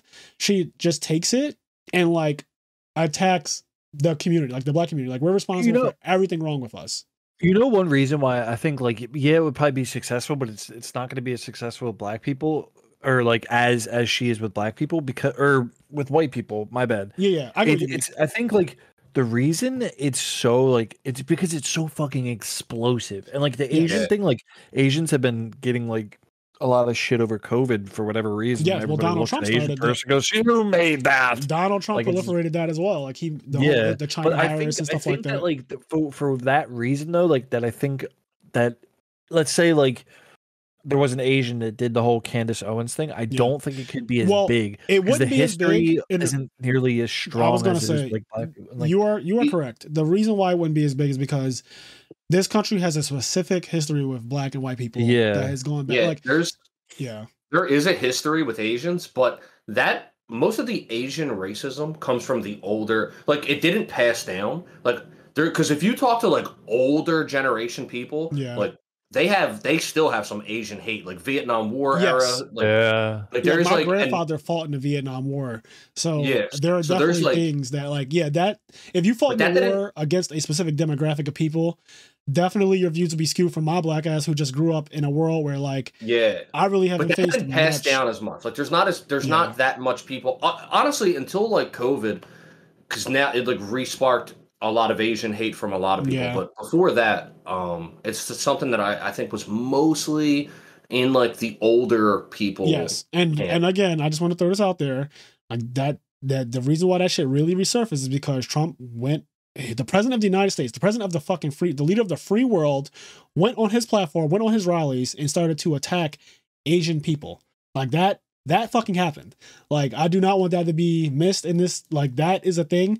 And obviously, when somebody that powerful starts to say these anti-Asian things or like these anti-Asian rhetorics, that caused it to like resurface and everything. But I agree with you, Cheyenne, in the sense that it would never be as big as what Candace Owens is doing, because black and white has always been the biggest like opposing forces in like this controversy sells. You know? Yeah, the controversy between black and white has always been a huge thing. Yes, racism definitely sells, but there is still a base that would rally behind someone who's just self-hating of basically it doesn't, you don't need to be Asian, you don't need to be anything. If any marginalized group of people had a person within their community that just hates on their like that community, it will probably thrive. Like, you just I think an even better example than Asian is if like a gay guy came out and like had a lot of negative shit to say about gay people. Jan, whatever the fuck, what's not Jan? Milo Jankovic or whatever the fuck that idiot's name is. He's gay. Milo. Gay people. Yeah. Oh, he says he's not gay anymore. He said he cured himself. Ah, yes. His name's like Milo. I completely forgot about him. Yeah, like I knew that guy was an idiot. He's like really right wing, sort of just once again just fucking like alt right type shit. Yeah. And he was out of my radar for a while. I'll link the Wikipedia article for the guy if you might recognize him, Fraser. Okay. And he says he's not gay anymore, and he said he like cured himself, and he's like, all right, bud, like you think that? But like, his whole platform was like, I hate gay people, basically, and he is gay. Like, that is the thing. Yeah, like he says that he's an ex-gay now, and it's like that's just not how that works. Yeah, it doesn't work like that. Unfortunately, it just doesn't. Like, it just does not work. It just did not work like that. Weird. I don't. It's ridiculous. So yeah, I mean, a 10-year-old would say, you know, it's such a ridiculous thing though, that like these things are possible. Like, you can be a capitalist, because Candace Owens literally is such a contrarian, like Kanye West is. They're so similar. The free thinkers, they're so similar in that anything that's popular or anything that like the masses have understood, even if it's truth, like the masses have understood certain things to be true. Like, the world is a sphere, right? Like the planet is literally spherical. It is not flat. But like people like Candace Owens and Kanye, for whatever reason, will just say like the earth is flat because it is agreed upon by the masses that it is a sphere. Yeah, it's so crazy to me that that's a fucking thing, like flat earth. I can't even begin to like just the name of it, like that. Flat earthers. Yeah. There was this guy. I knew you were gonna bring it up. Go ahead. There's this guy that like me, Kenny, like Bill, Nick, and Eric. We followed named Mad Mike Hughes, and he was this guy who he was like creating rockets so that he could shoot up into the sky so that he could prove that the Earth was flat. So like his idea is he would go so high up that he'd be able to look off into the horizon to see like, oh, there's the end of the Earth or whatever. And we would just laugh about him. And like, he survived a rocket crash where like he fucking crashed and they're like pulling him out of the wreckage. I wish I had the fucking audio clip. Well, you could probably just make the noise. Well, they're pulling him out, and he's like that's exactly how it sounds. And then he shot himself into the air in a rocket because I think he had a video camera. He was going to prove there was no curvature of the Earth, and the rocket just like crashed. And he fucking got. So he actually did shoot himself out of something. Yeah. He shot himself up in a rocket. Yeah, he built the rocket himself. He shot like a fairly successful launch, other than the fact that he crashed. And then he was like in a ton of pain. And then, if I remember correctly, afterwards he basically like people asked him like well, is the Earth flat or is it round? And I think he said like I didn't go high enough. Like I have to do another launch. I have to go higher.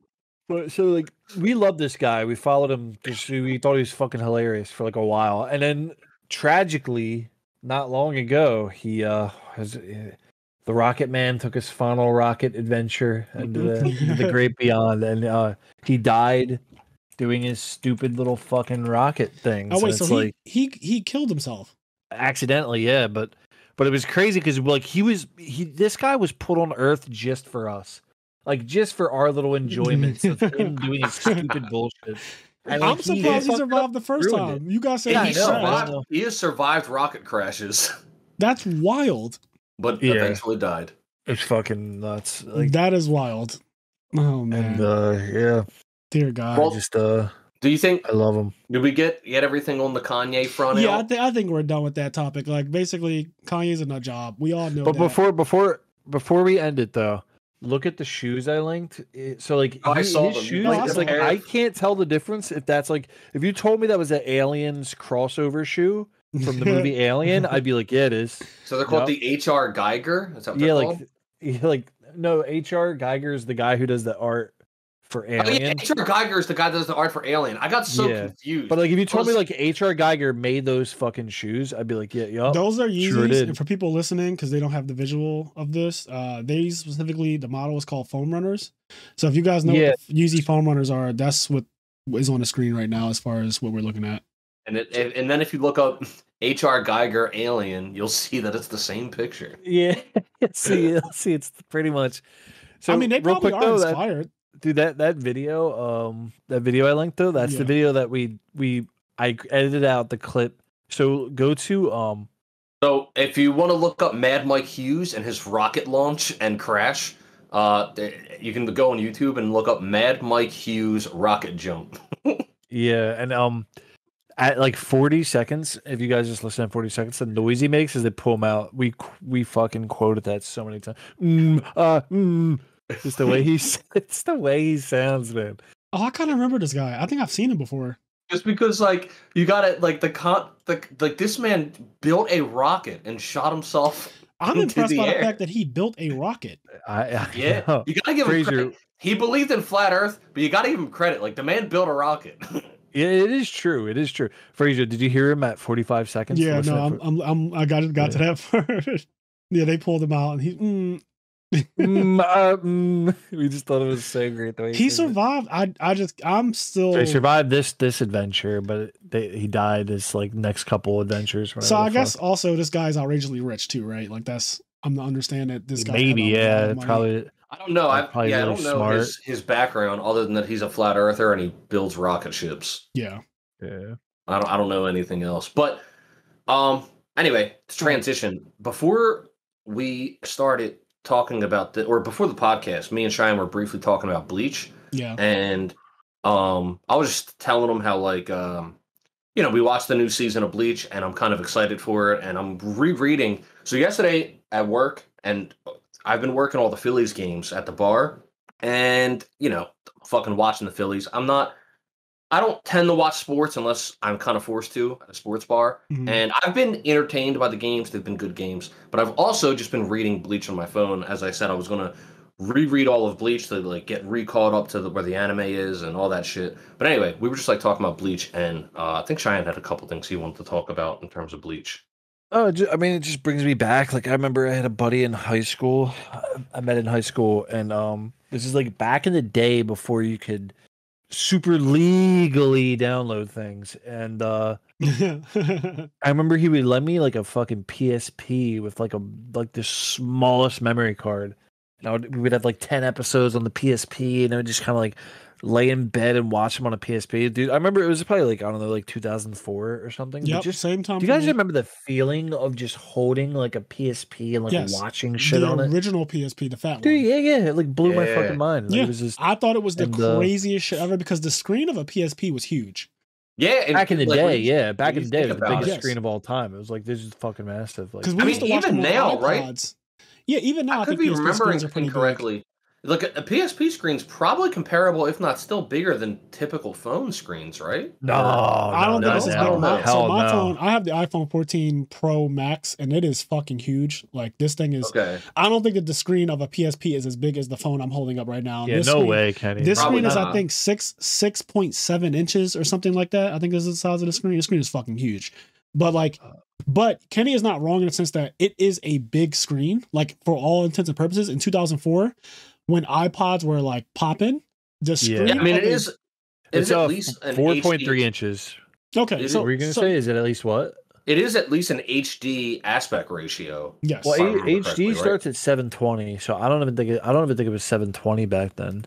I thought it was 720. But you mean the aspect ratio? Yeah, that's the aspect ratio, not the actual resolution. Just the aspect ratio. I think it was. In my head, and this could 16 by because this is a 9. 20-year-old memory for all of us. I feel like PSPs did have a nice resolution, but if we're wrong, forgive us. It's been fucking 20 years since the PSP was a hot commodity. Like, I don't know what to tell you. Some fucking guy watching, like, come on, boys, come on. Yeah, or somebody who Googles it literally in the moment and figures the answer out. 16 by 9. It's 16 by 9. So they're idiots. Like, of course we're fucking idiots because it's been 20 years since the PSP was a thing. Yeah. But yes, the PSP was. We just played the better console, the DS. Just Anyways, I did used to actually watch a lot of media. Kenny and I talked about this in great lengths on one of our Patreon exclusive episodes, actually, about how like the PSP, man. I used to have all my music. I used to have, you remember AMVs, like just anime music videos? Oh man, yeah, all of the AMVs. Linkin Park and Evanescence you could handle. Yeah, man. Crawling in my skin, dude. Breaking the head. Dude, like Sasuke charging. If your AMV didn't have Linkin Park or Evanescence, bring me back to life. Like if you didn't have Sasuke going Curse Seal 1, fucking bring me back to life. Like if you didn't have Naruto's cloak or Ichigo like going to his hollow form against Byakuya for the first time, if you didn't have that and bring me back to life, like who the fuck were you? Like did you even live? Exactly. You lived a fucking farce of a life. Yeah, it's crazy. AMVs were amazing. I watched a lot of anime and porn on my PSP. just gotta throw it in there because it's true. Yeah. But I remember for Bleach, I remember how Cheyenne's the one. I don't know if you remember this, but Cheyenne's the one that got me into Bleach. Really? I don't remember. Yeah, that at all. Because at the time, like Bleach was still kind of new. Like it wasn't as popular as it ended up becoming. And I remember Cheyenne coming to me and being like, "Oh man, like." I started reading this new manga. It's called Bleach. It's really cool. Because I don't think the anime was out yet. You were reading the manga. No, I started with the anime, I'm pretty sure. But then the anime was out. Straight up, but I was really early on Bleach because you had my buddy got me into it. It wasn't even like a thing yet. And like so you did have the manga. So the anime might have been out. But I remember you telling me specifically, you were like, these guys are really strong. Like they could probably beat like Saiyan Saga DBC characters, like they could fight Raditz and shit like that. And I was like, holy shit, like that's crazy that they're that strong because, whatever. But then, also you were saying it was cool. So when I got into Bleach was me and Cheyenne's family went on like a vacation to, I don't Myrtle Beach or like some random place. And they brought me with them one year and it was like an 8-hour car ride or something. But during the car ride, he brought a bunch of his Bleach manga. And at one point, like he went to sleep it's like an 8-hour car ride. So at one point he went to sleep and I just like took his manga and I fucking read like 5 volumes during the car ride. Yeah. That's how I got into Bleach. It was like that car ride, reading Bleach volumes in the back of this fucking car. And like it's such a cool, like awesome memory. So like my first introduction to Bleach is through the manga. Like I didn't watch the anime till later. And it's just like in this car ride. And without that car ride, I might have been like really, really, really late to getting into Bleach. My for me, Bleach started in high school where I was watching Naruto and all the other main shonens, I guess, but I wasn't into Bleach yet. And there's one kid who basically was a school friend of mine, like a person that I only see in school. We're close and we're cool in school, but then after that, we never really talk. Those guys, those people. So he was a school friend of mine. His name was V. And he used to always talk about Bleach. And I realized that V's whole personality was whatever the most popular shonen was, he kind of low-key started to not like it. And he would always go to whatever the next one was. So Naruto was the biggest. So he went to Bleach. And I was like, oh man, that shit sounds dumb. Why are you watching an anime about Clorox? All the typical corny jokes. Oh, we've all said that because Bleach is a dumb name. It's a terrible name. But now it's cool because it's just like, okay, it just means it doesn't mean anything to do with the cleaning stuff. But like back then when I was 14, 15 or whatever, hearing about Bleach, I definitely thought like, this is the dumbest name. Why would I watch something about this? It can't be. I didn't expect it to be as cool as it was. I had no idea that. But when I first started watching Bleach, it might have been because of a AMV where like Ichigo goes Bankai for the first time against Byakuya. And it's that one clip where you see him like flash stepping around Byakuya and there's like 18 copies of Ichigo. And he starts taunting Byakuya saying like, what's wrong? You can't catch me. And Byakuya tries to attack him. And he's like basically saying like, you're too slow to hit me. After I saw that, I was like, yo, this looks insane. Like this, whatever this is, I was like, this Yeah. looks fucking insane. So it's the same way I got into Naruto. I got into Naruto because somebody showed me the Rock Lee versus Gaara fight. I believe I got into Bleach. That's what gets everybody. That is it. what gets fucking everyone. You want to get sure- somebody in the Naruto, you show them that. Yep, I'm pretty sure Bleach was the first time Ichigo uses Bankai against Byakuya.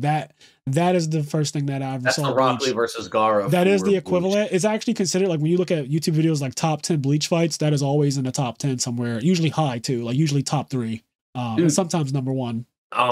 This is something I've talked about. I think I was talking to Cheyenne about it too. But as I've gotten older, I've said this on the pod. I've become so much more of a bitch, and nostalgia hits you so much harder. So I'm rereading Bleach, right? And like little things that should not like make you feel emotional. Like things that shouldn't be making me feel emotional, and like not actually bring a tear to my eye, but nearly bring a tear to my eye. I know what you mean. I know that has feeling been you're describing happening. now. Like, so I'm rereading Bleach, and I got to the part where Ichigo is essentially like he has to become a Shinigami or he's going to become a Hollow, and it's when Urahara Kisuke, I think that's how you say his name, puts him like in the hole, and the chain is like eating itself. Yep. And anyway, he like goes into like the other dimension with like his sword, and his sword's trying to talk to him, and he's like, "Oh, you still can't hear my name." And then like when he ends up coming out of it and he becomes a Shinigami and he's fighting Kisuke, this is like when Kisuke's training him, and when he finally like hears his name and he says like Zangetsu, and like like that shit almost made me tear up. Just the fact that like he heard his name and said the name of his Zanpakuto almost made me tear up, and I was like, what the fuck happens when you like turn 30 that makes you such a bitch? Because like just going back and like look at like getting nostalgic for like shit and like reading through Bleach, and there's certain things like there's a moment with Orihime and like her friend Tatsuki, and like Tatsuki's like, hey, like she realizes like Orihime's maturing and like something's happening, and like because this is when she first gets her powers and she's about to go away, and she's like going away to go to the Soul Society to save Rukia, but Tatsuki doesn't know all that, and she's like, hey.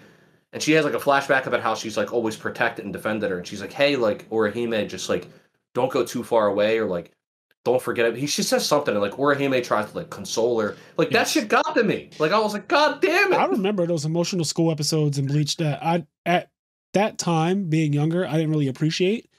But when they would have to go to Soul Society or go to Hekamundo, they would say their goodbyes to their friends and stuff, but they could never tell their friends what they were actually going to go do. And they would always talk about how like Ichigo misses a lot of school or Hime misses a lot of school, you know, like that type of thing. But they could never tell their friends like what was actually going to go on, at least for a while. Eventually, you know, they find out. But like early on, when they would leave, it was definitely an emotional thing that the show was trying to convey, but I didn't quite really get it because I'm just like, at the time I was a teenager, I didn't really care. But now that I'm older, I totally get whenever somebody has anything like that, where it's like, I'm living this double life and I can't let you in on it because it's dangerous. It is a very emotional thing. Dude, the fucking Grand Fisher arc is heartbreaking. Yeah. When Grand Fisher, like, because, you know, Ichigo finds out, like, that whole thing was, like, awesome, where it's like... That's the Hollow that, like, killed his mom, right? Yeah, that's the Hollow that killed his mom, and, like, he didn't know... that at the time, obviously, he didn't know Hollow killed his mom. And then him just going through all that shit, and, like, there's a part where... he goes to school and he's like smiling and like he says hi to Orihime, and she's like, what the fuck? And like they get kind of confused, and then Tatsuki like asks what the date is, and they say the date, and then she goes, Ichigo won't be in school tomorrow. And they're all like, you know, why? And then she talks to Orihime about how like, you know, how they knew each other when they were little, and like his mom died, and you know, on this like Ichigo never comes to school on the anniversary of his mom's death. And like they go through, and I don't know, it's a great fucking arc. Yeah. And especially if you're now not a teenager and you've become a bitch like me, it fucking hits you emotionally pretty hard.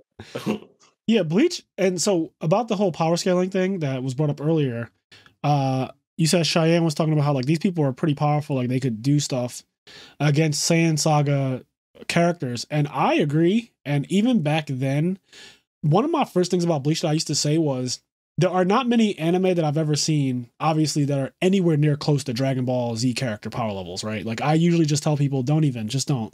Like, don't bring up Dragon Ball Z in any kind of power scaling thing with another anime. Obviously, the more anime you watch, the more you start to realize, like, there are some ridiculous abilities out there. Some ridiculous abilities that don't care about how strong you are, that don't care that you can roar away a planet. These abilities just are reality warping.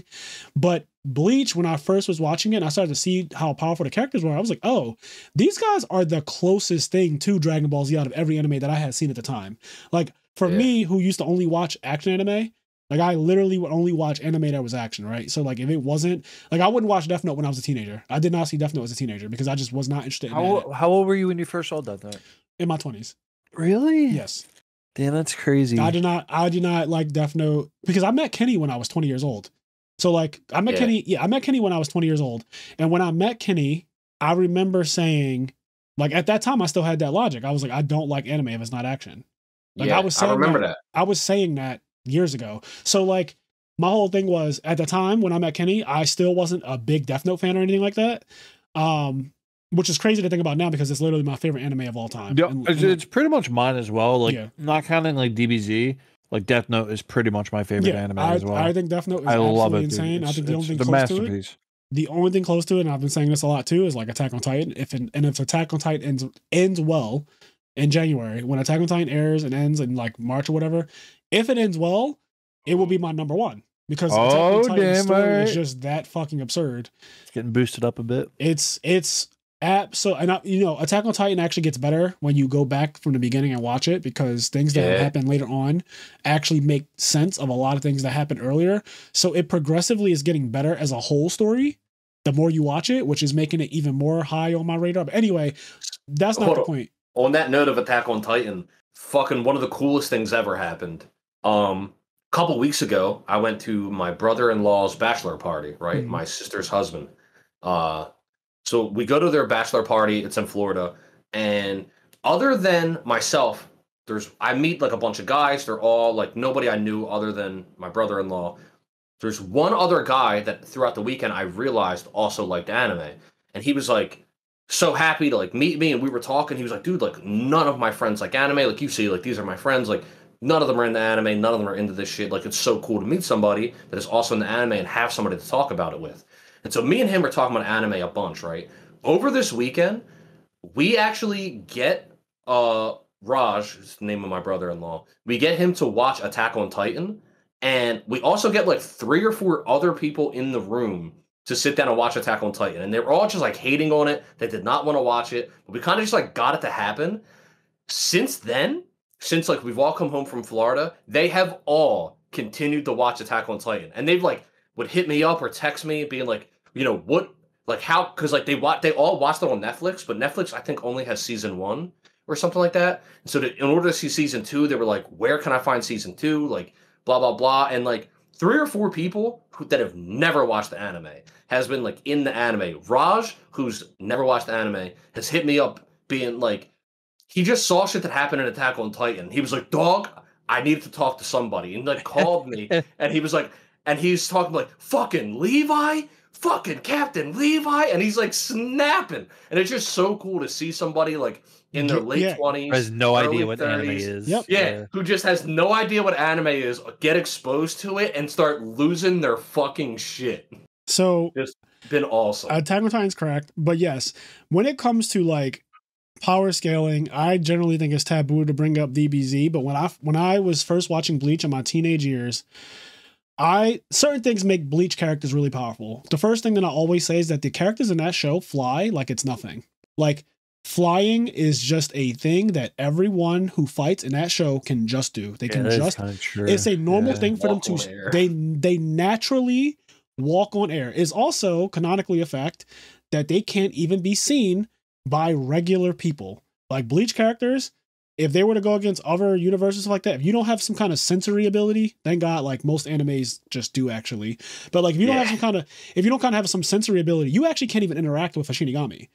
Like, I kind of forgot about all this shit. That's what I'm saying. So people don't understand like the scaling on Bleach characters. They could attack you, and you just, if you can't sense them or know where they're at and stuff like that. Like I remember end of series. So to put it in perspective, end of series Naruto and Sasuke, when they're fighting Madara and Madara has the Renegons, Sasuke can see Madara's clones, right? They're called limbo clones. Sasuke can see them because he has a Renegon as well. Naruto cannot see them at all. In fact, Sasuke's like, Naruto behind you. And like Naruto turns around and uppercuts and like hits the shit out of one of them, but Naruto can't actually see it. What Naruto can do though, because he's a sage, is that he can sense them, but he doesn't know exactly like this one is directly behind me about to attack me, where Sasuke can clearly see it. So the same thing is kind of true, but this is end of series Naruto. This is the last arc of Shippuden. Like, there's no more after this. This is the strongest these characters will ever be, right? And so these end of series characters will need these abilities to deal with beginning of series Bleach characters. And that's what I mean by Bleach is power scaling is high as fuck from the beginning. Like, the captains in Bleach, fucking strong. they're like, because they can wipe out cities with ease. You could tell this, like, this is not like an ass puller like me doing like headcanon. When they attack, right? Like, when Bleach characters, when the captains and stuff like that, when they do attacks and somebody blocks it, the cities behind them get destroyed. Like fucking blocks of city streets get wiped out from like an attack. Like, I swung my sword. Like, Ichigo will do like a Tensai Zangetsu, a fucking hollow slash thing, Heavenly Fang slice the moon, and that shit will just miss the hollow or whatever and hit the background, and you'll see like several buildings just get destroyed. It's like, like, okay, like, dude, you know where the addiction. This is where the addiction starts. It's like, first couple episodes, it's the most average fucking anime ever. It's so grounded. But the second they go to Soul Society, it's like it opens that floodgate of like, holy shit, it's a new world. When Renji first uses Bankai against his captain, right? He uses Bankai against Byakuya. Byakuya's like, you won't even make me kneel. And so when he first used Bankai, he's like, Zabimaru comes out, and it's this big ass snake dragon thing. And it attacks at Byakuya. Byakuya holds his regular sword out, not even in Shikai or anything. He holds his regular sword out and blocks it. But the dragon pushes Byakuya into several towers in Soul Society, and they just start getting knocked down. These towers are taller than probably any building in our actual world on Earth. And they just start getting destroyed while Byakuya's back is getting hit up against them, and he has no reaction to it whatsoever. Like, that does nothing to Byakuya at all. Like, it's shit like that is just wild. Like, yeah, when they first go to Soul Society, because I'm reading it right now, and there's like, it's not the arc directly before it, but like kind of directly before is like the first introduction to Don Kyoji, and that shit was hard to get through. Like, I'm reading it, and I'm like, all right, man, like, this is a part of Bleach that's rough. Yep. And like, I get through it, and then like soon afterwards and there's like some cool moments in that, but anyway, you get through it, and then you get to like Rukia running away, and then like fucking the captain's coming to take Rukia, and like Ichigo and Uryu losing, and then the thing with Kisuke and the training, and then they go to Soul Society. Now they're all there, and like the little hijinks are ensuing, and they're about to go through the front gate, and fucking Gin shows up and does the cute little wave. Bye-bye. And he fucking shoots his long ass sword out and like knocks them the fuck. Like, and now, and you know, when they're going to the one girl whose name I forget, but she's like the best firework maker. She has one arm, and she's gonna like shoot them over the wall into Soul Society. If I remember her name, something like Shibu Kakaku or something. So I remember she was like my waifu, man. Really? With the one arm? Yeah. I was like, she's hot. One-armed babe with her big boobs. You know another thing about Bleach? I was right. Shiba Kukaku. Wow, that's insane that you remember that. That's a power of seen it in fucking 15. That's how you know you like a waifu. Cheyenne's memory is maybe the worst of anybody I know on the fucking planet. I have the worst fucking memory ever. So the fact that he remembered her name shows you the power of hard dick. All right, that's true, man. The hard dick energy just kind of. It's actually crazy. Early Bleach, power scale and stuff like that. It made me so excited because I love action anime as a kid, and then that anime had a lot of power creep and naturally, like, you know, still not DBZ level, but as close as you could get. And that was always my thing, was like, I would never say that like, oh, Ichigo or somebody in that show, like I would never say Byakuya is going to beat Goku, but like, you know, as far as destructive power goes though, like, I don't know if any of them are planetary, but they can do some shit that will wipe out a city in no time. Like, Bleach characters can wipe out a city so fucking easily, and like just watching the way how destructive their fights naturally are. Okay, to put it in perspective and kind of get off this power scaling thing, when Aizen comes to Soul Society, when Aizen comes to Karakura Town, they realized that it would be so destructive if they actually fought in the real Karakura Town that they created a fake Karakura Town and replaced it with the real one, because the damage to the city would kill all of the human beings there.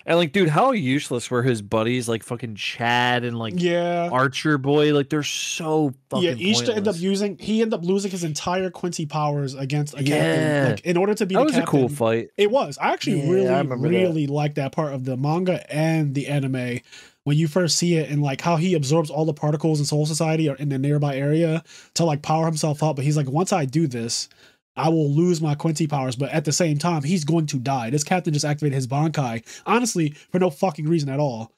And like the Bankai is scary as hell. This fucking this little baby doll looking thing. It's like a big gold baby, yeah. It's a gold baby. It reminds me of Frieza. I actually love the way that guy looks. He's the same voice actor as Yes. Was he? Yes. Yeah. I realize that. That's crazy, man. You knew that. And it has to be intentional. They're like, oh no, we're just gonna hire Frieza. Like they look the same. Trust me, when you heard his voice in real life, like when 20 years ago, whatever it was, like 15 years ago, you knew that. I promise you, because their voice. Well, I never really watched DBZ in Japanese though. Oh, okay. I usually only watch it in English. I might not have been able to pick it up. I watched DBZ only in Japanese because it used to randomly come on a different channel, and like that channel would just have like DBZ playing for some reason, and I never understood that shit. I still don't even know where I ended up. Like to this day, I would just stumble upon like him going Super Saiyan for the first time on a different channel without understanding. Like channel, yeah. But yes. Wait, go ahead. Wait, you're talking about like when you were younger? Yeah, like when I was really, really young. I remember. I literally had that conversation with my dad, like fucking like 2 weeks ago. I was talking about like back when I lived in Southwest when I was younger. There was like a Chinese channel that would show DBZ, and like it was just like so far ahead of wherever the English dub was, and there was just like way before the internet. Like I would just watch like Chinese DBZ on like a random fucking channel and just being blown away, seeing like. It was like Super Boo walking around, and I remember my dad being like, "Wow, it looks like he could scratch his butt with those antennas," and just being like, "Fucking," just like blown away by shit you can't fathom. It's like I got spoiled for same thing. Finding one of those channels, I got spoiled for Gohan going Super Saiyan because I had it hadn't gotten to the point. I think I was like still in the Frieza saga. Same. I remember seeing that too. I saw Gohan and Goku in the hyperbolic time chamber, like on a random channel that was not in English, and I was like, "What the fuck is going on?" So yeah, there's still crazy. DBZ. Like, what are you gonna change the channel and watch? Yeah, no, of course you're still gonna watch it, but it was like, and also at that time because you're younger, the spoilers didn't really like when I was a kid. I don't know, like spoilers weren't like a thing. Yeah, like they weren't for me. Yeah, exactly. Like it didn't ruin a show for me. You know what I mean? I saw Goku in Super Saiyan mode before I ever saw it in the show. Like I saw pictures. We even saw pictures, right? Like you would just see random kids would have pictures. I remember the most popular picture I always talk about is when they all have their arms folded. It's all the Saiyans, including Trunks, who I knew nothing about. It would be like Gohan and Super Saiyan, Trunks, Vegeta, Goku, and then I think Piccolo was in the picture too. And it would be like a line of all of them with their blonde hair, like in Super Saiyan mode, and it looked cool as shit. Like it's honestly, that picture is still in my head. It still looks cool. But it's like all of them with their arms folded or just like kind of looking. And I didn't know what that was. I didn't know what it was called really. I didn't know anything about it, but I just remember seeing that. I saw Cell before I ever saw Cell in the anime. I saw Majin Buu before I ever saw Majin Buu in the anime. And it didn't strike my brain as like, oh, this is actually like a spoiler for something that you're going to be really excited about later on. And just kind of was like, I saw this and it is what it is. I think almost not literally all, but almost all of DBZ was probably spoiled for me before actually watching it. Just because, like, you come across it. And at that time, I was young enough where I wasn't mad about it. It would just be like, oh, man, that's cool. Like, I want to see when that happens. Yeah, but it was like, but back in the day, it wasn't like you could just go on Wikipedia and read about it. It was like all this shit was like orated. It was like great orators, like, you might not, like Kenny would be like talking to me like, you might not know this, Cheyenne, but that's the son of Higarim the Seventh, and he went Super Saiyan in episode. And like I didn't know what the fuck he was talking about, but it was like, and I would just sit there like, whoa, yeah, it was like holy shit, that's crazy. And like Kenny would just because Kenny like kind of got me into DBZ, and I didn't really know shit about it, and Kenny would just explain things to me, and I'm just like, whoa. Like it's funny because at that time, right, you learn things because you can't really fact check on the internet. I remember learning things that like you think are real, and like me telling other people that were just like not real, straight up bullshit, made up. Like I remember like an older guy, schoolyard banter, like 5 years older than me or whatever. I don't know, but he was older than me. but he told me that there's another form of cell called true cell. So there's like perfect cell, and then after that there's true cell. I hate people so much. And there's also incel. And yeah, definitely incel. Definitely incel.